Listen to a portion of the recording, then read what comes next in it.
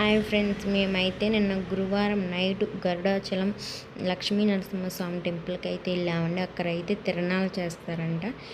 మేమైతే first time వెళ్తాం, కాకపోతే అక్కడ చాలా వైభవపేతంగా అయితే తిరణాలు చేశారు. నాకు అందులో బాగా నచ్చింది ఏమిటంటే కోలాటం బాగా వేశారండి. చాలా అద్భుతంగా వేశారు. నాకైతే చాలా నచ్చింది. అందరూ తప్పకుండా చూడండి. ఇప్పుడైతే మనం వీడియోలోకి వెళ్ళిపోదాం.